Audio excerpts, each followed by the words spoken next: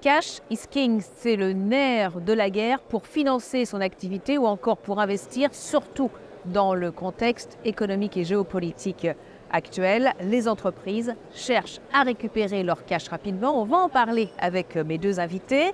Jérémy Arnaud, bonjour. Bonjour. Business Development Manager chez Esker, et Maud Berger, bonjour et bienvenue, chef de produit également chez Esker. Donc, avant justement de parler de l'encaissement, de cette nécessité pour les entreprises de récupérer du cash, est-ce que vous pouvez vous présenter l'un et l'autre, présenter vos missions au sein de l'entreprise?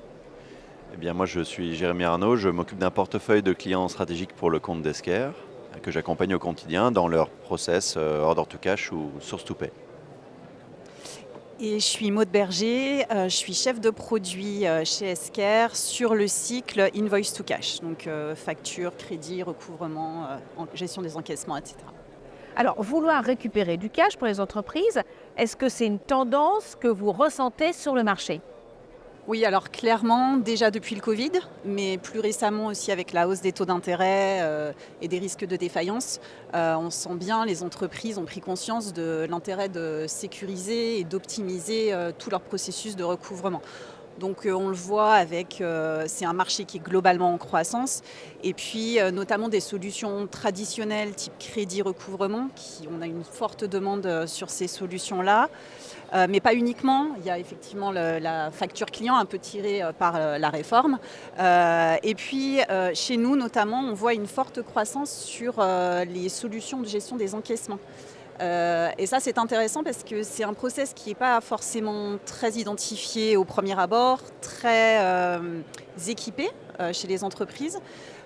Et pour autant, ça permet de boucler la boucle puisqu'on va lettrer les paiements clients avec les factures ouvertes. Et du coup, ça permet d'avoir des comptes clients propres qui vont servir de base justement au crédit et au recouvrement. Donc on sent bien qu'il y a une recherche d'optimisation de chaque étape de tout ce process order to cash pour réduire le DSO significativement. Et surtout avec l'arrivée de la facture électronique, on va en parler, même si c'est retardé. Comment ça se passe chez vos clients aujourd'hui? Dans le contexte économique et géopolitique actuel, vous sentez cette inquiétude Oui, c'est en fait ce qu'on observe, c'est que c'était cette partie notamment de gestion des encaissements, c'était vraiment le parent pauvre de la digitalisation. Les gens avaient fait leurs factures fournisseurs, leurs factures clients, des choses qui sont entre guillemets les premières auxquelles on pense, surtout avec la réforme.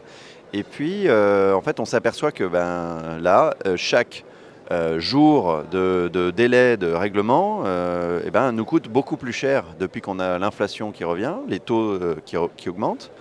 Et donc ce qui se passe, c'est que finalement, cette fonction de gestion des encaissements qui est stratégique dans l'entreprise revient sur le devant de la scène et finalement appréciée à sa juste valeur, dans le sens où aujourd'hui, un lettrage qui n'est pas efficace, qui est retardé, va potentiellement dans certaines industries engendrer créer un goulot d'étranglement pour le client qui ne pourra plus passer de commande parce qu'il aura atteint sa limite de crédit et donc va finalement diminuer le chiffre d'affaires de l'entreprise artificiellement et renforcer souvent le chiffre d'affaires des concurrents. Alors justement, votre solution, qu'est-ce que vous proposez à vos clients pour mieux gérer ces encaissements? Nous, on va proposer justement d'automatiser pour accélérer ce process de gestion de lettrage du paiement avec les factures ouvertes. Notamment, par exemple, quand un client envoie un avis de paiement, l'avis de paiement donne déjà la réponse à l'allocation. Donc, c'est une mine d'or quand on l'a.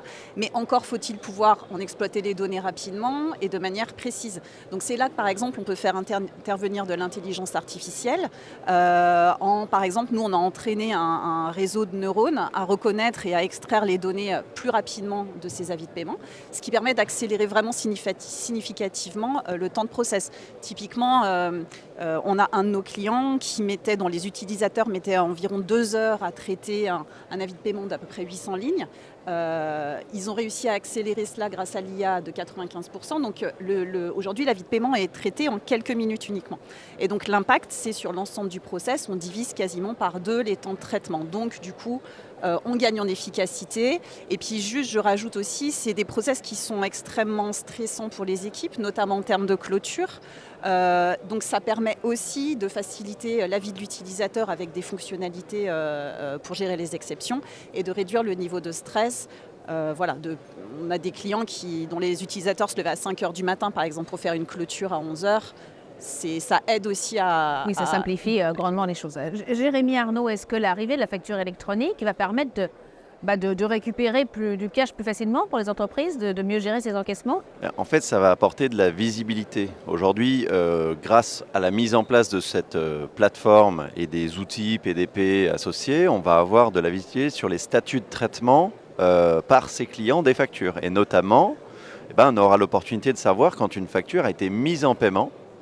Et donc, ça va grandement faciliter le lettrage, puisque en fait, finalement, ce statut mise en paiement qui va un petit peu se systématiser, c'est l'opportunité de savoir exactement quelle facture vous avez été payée par ce client et de passer d'une automatisation du process de lettrage très chronophage vers on va dire le golden standard de ce process, qui est de faire du lettrage à la pièce et de vraiment rapprocher un paiement de sa facture avec précision.